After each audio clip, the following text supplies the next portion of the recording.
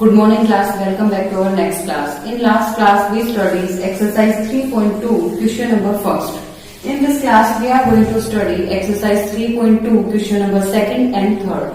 In question number third we have to find out the sum. Find the sum.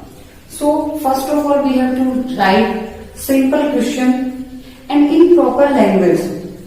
आपको plus minus कहीं भी skip नहीं करना है. जहां भी अगर सम दिया हुआ तो हम बीच में प्लस ऐड करेंगे, प्लस लिखेंगे. अगर सब्ट्रैक्शन दिया होता तो हम माइनस करेंगे.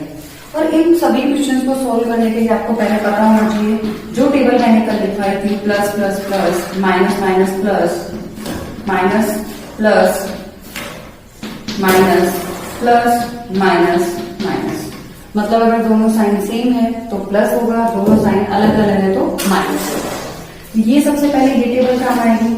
और उसके बाद मैंने एक और टेबल बनवाई थी, +4 + 3 equal to +7, -4 - 3 equal to -7, 4 - 3 + 1, -4 + 3 equal to 1 minus का.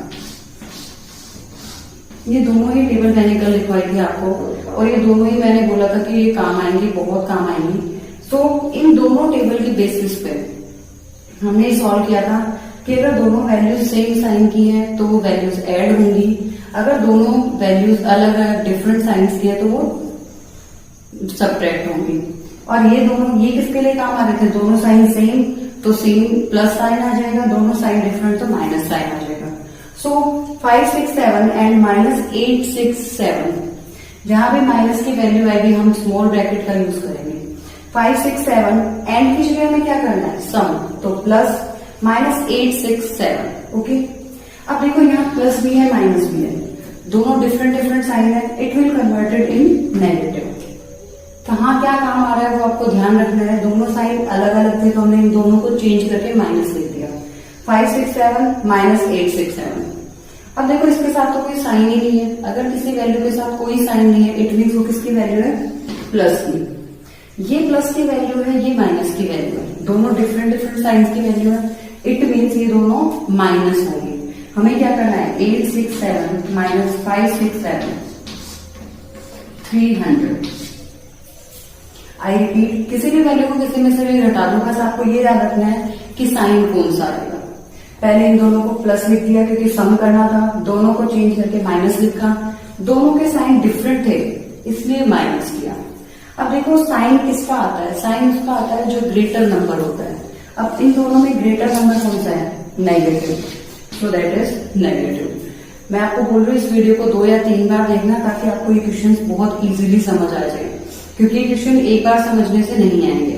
तो आपके लिए तो अच्छा ऑप्शन है कि आपके पास वीडियो आप बार बार रिपीट करवा के सीख सकते हो इनको. नेक्स्ट पार्ट है -4, 8, 5, 8 and 7, 6, 5. So we have to find out sum. So -4, 5, 8 plus 7, 6, 5. Plus लगा दिया दोनों के बीच में. अब देखो ऐसे कहीं भी कोई ऐसा कुछ नहीं है कि आपके पास दो साइन एक जगह आ रहे हैं. ये माइनस का है, ये प्लस का है. कुछ भी चेंज नहीं करना क्योंकि दो साइन प्लस माइनस या माइनस माइनस प्लस प्लस दोनों एक साथ कहीं आ ही नहीं रहे. तो -4, 5, 8 प्लस 7, 6, 5 दोनों के साइन अलग अलग है कि एक जैसे हैं, अलग अलग है. तो आपको क्या करना है, माइनस. हमने माइनस किया तो हमें मिला 307. अब देखो ये वैल्यू बढ़ी है या फिर ये वैल्यू बढ़ी है. ऑब्वियसली 765 बढ़ी है तो ये किसकी है, प्लस की. तो ये किसमें आंसर आएगा, प्लस में. प्लस आप लगाओ या ना लगाओ ये आप पर डिपेंड करता है. सो क्योंकि इसकी जरूरत नहीं होती. -5, 6 -7, 8 -9, 8 -56 -78 -98. और इन तीनों को आपको ऐड करना है. -56 ऐड करना है तो बीच में क्या लगाएंगे हम, प्लस. ये भी ऐड करना है तो बीच में हम क्या लगाएंगे, प्लस. -56 ये देखो प्लस और माइनस मिलकर क्या बना देंगे, माइनस. ये वाला भी प्लस और माइनस मिलकर क्या बना देंगे, माइनस. तो माइनस का 56, माइनस का 78, माइनस का 98. अब देखो तीनों साइन एक जैसे हैं. माइनस का 56 भी, माइनस का 78 भी. तो पहले हम इन दोनों को सॉल्व कर देते हैं. माइनस का 56 और माइनस का 78 दोनों साइन अगर सेम होंगे तो वैल्यूज ऐड होंगी या सब्ट्रैक्ट होंगी. देखो दोनों साइन सेम है तो वैल्यूज ऐड हुई है. तो आपको ऐड करना है, तो वी विल गेट -134। और जब माइनस का 98 आएगा तो ये दोनों वैल्यूज भी देखो नेगेटिव नेगेटिव है, ये दोनों भी ऐड हो जाएंगे, माइनस का 232। इस वीडियो को आप एक बार प्लीज बोल रही हूँ मैं आपको दोबारा से कि इसको दोबारा देखना ताकि ये क्वेश्चन आपको समझ में आ जाए। नेक्स्ट क्वेश्चन है question number 3। Using number line you have to find out 5 more than 1। तो नंबर लाइन आप सबको पता है कि नंबर लाइन कैसी होती है। ये नंबर लाइन है 5 मोर देन। अगर हमें मोर देन करना होगा तो हम राइट हैंड साइड में जाएंगे और लेस करना होगा तो हम लेफ्ट हैंड साइड में आएंगे।